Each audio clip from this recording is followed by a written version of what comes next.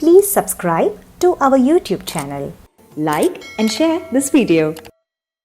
వివేకానంద స్వామి ఏమన్నాడంటే, భారతీయ ప్రపంచములో సైన్స్ అభివృద్ధి చెందే కొద్దీ భారతీయ తత్వశాస్త్రం యొక్క గొప్పతనం పెరుగుతుంది అన్నాడు. అంటే ఇవాళ భారతీయ వేదాంత తత్వము గొప్పదిగా ఉన్నది. ఎందుకు? ఇంకా ఇంకా ప్రకాశిస్తుంది. సైన్స్ పెరిగే కొద్దీ భారతీయ విజ్ఞానమే పెరుగుతుంది. ఆకాశ మండలములో, ద్యుమండలములో, అంతరిక్ష మండలములో వెళ్ళిన వాళ్ళు కూడా ఏం చదివినా తృప్తి కలగలేదు, నాకు భగవద్గీత చదివితేనే ఆత్మతృప్తి కలిగిందని చెప్పింది ఆమె, సునీతా విలియమ్స్. నేను ఎన్నో చదవడానికి ప్రయత్నించాను, నాకెక్కడా సమాధానం దొరకలేదు. నాకు దొరికినది ఒక్కటే, భగవద్గీతలో నాకు ఆ సమాధానం దొరుకుతూ వచ్చింది. యో యో యాం యాం తనుం బిభర్తి, ఎవడెవడు ఏ ఏ తనువును ఆశ్రయించి ఉన్నప్పటికీ నన్ను తలుస్తున్నాడో, నీవు ఎవరికైనా నమస్కారం పెట్టు, నాకే వస్తుంది అన్నాడు. సర్వదేవ నమస్కార కేశవం ప్రతి గచ్చతి అన్నాడు. నువ్వు ఎక్కడైనా నమస్కారం పెట్టు. ఎంత లిబరల్, ఎంత విశాలముగా, ఎంత ఉదారముగా ఉన్నదో చూడండి.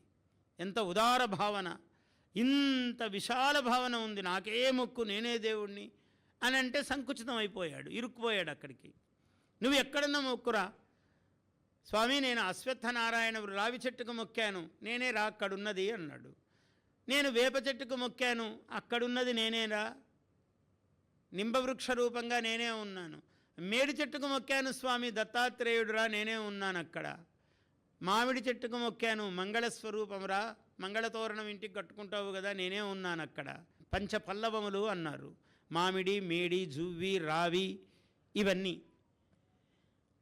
పంచపల్లవ. ఇది మన సంస్కృతి. అంటే ప్రకృతిని పూజించడం. కలశం పెట్టి పూజ చేశాము అంటే, కలశస్య ముఖే విష్ణు, కంఠే రుద్రా సమాశ్రితా, మూలే తత్ర స్థితో బ్రహ్మ, మధ్యే మాతృగణా స్మృతా, కుక్షౌత సాగరా సర్వే సప్తద్వీపా వసుంధర. మొత్తం భూమండలమునంతా అక్కడ ఆవాహనం చేస్తున్నాం.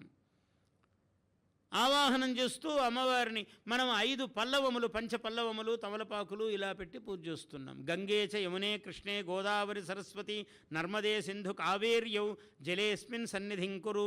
మనమేదో ఇంట్లో కూర్చొని గణపతి పూజ, కలశారాధనము, ఇంట్లో పుణ్యాహవచనము, చిన్న మాటలే ఇవన్నీ. కానీ దీంట్లో పరమతత్వార్థం ఉన్నది, మనం గ్రహించాలి.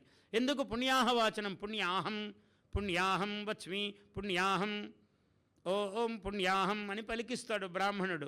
పుణ్యాహం అంటే పుణ్యమైన అహస్సు, ఈరోజు చాలా గొప్పది అని నీకు చెప్తూ ఉన్నాడు. పుణ్యాహం వాచయిష్యే, పుణ్యాహం వదామి, వాచయిష్యే నేను పలికిస్తున్నాను అంటాడు బ్రాహ్మణుడు. వదామి పలుకుతున్నాను. పుణ్యాహం దీర్ఘమాయు, ఆయుస్సు పెరగడం కోసము నాయన ఈ అక్షతలనన్నీ, అక్షత పాత్ర ఇలా కుడి తొడ మీద పెట్టి అక్షత పాత్రను అభిమంత్రణం చేస్తాడు.